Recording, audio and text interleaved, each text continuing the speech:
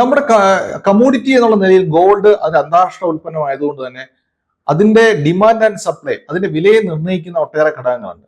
അതിലൊന്ന് demand and supply ആണ്. രണ്ട് മാർക്കറ്റുകൾ പ്രധാനമായിട്ടുണ്ട്. സ്പോട്ട് മാർക്കറ്റും ഉണ്ട്, അതുപോലെ ഫ്യൂച്ചേഴ്സ് മാർക്കറ്റും ഉണ്ട്.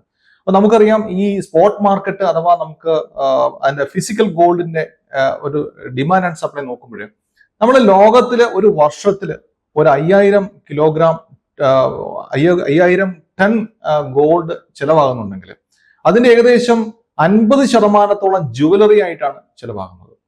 പിന്നെ അതോടൊപ്പം തന്നെ അതിന്റെ സെൻട്രൽ ബാങ്കുകൾ 10-15% ചിലവാകുന്നുണ്ട്. അതോടൊപ്പം തന്നെ ടെക്നോളജിക്ക് വേണ്ടി ഒരു 10% ടെക്നോളജി ഏരിയയിൽ ഉപയോഗിക്കുന്നുണ്ട്. നിക്ഷേപകർ ETF പോലെയുള്ള നിക്ഷേപകർ 20-25% ഉപയോഗിക്കുന്നുണ്ട്. അതുപോലെ സെൻട്രൽ ബാങ്കുകളുടെ ബൈങ് എന്ന് പറഞ്ഞാൽ 20-25% വരാം. അപ്പൊ ഇങ്ങനെ ഈ ഒരു പ്രൊപ്പോർഷനിലാണ് സാധാരണഗതിയിൽ ഈ അടുത്ത കാലത്തായിട്ട് അത് കൂടിയിട്ടുള്ളത്. ആ പ്രൊപ്പോർഷനിൽ വലിയ വ്യത്യാസമില്ല. സെൻട്രൽ ബാങ്കുകളിൽ സ്ലൈറ്റ്ലി ഒരു അപ്സൈഡ് കാണിക്കുന്നുണ്ട്. അതായത് ഇന്ത്യയുടെ മൊത്തം നമ്മുടെ ഇറക്കുമതി ഒരു വർഷം 700 ടൺ 800 ടൺ ആണെങ്കിൽ ശരിക്കും പറഞ്ഞാൽ RBI സെൻട്രൽ ബാങ്ക് കഴിഞ്ഞ വർഷം വാങ്ങിക്കുന്ന 51 ടണ്ണാണ് നമ്മൾ വാങ്ങിയിട്ടുള്ളത്.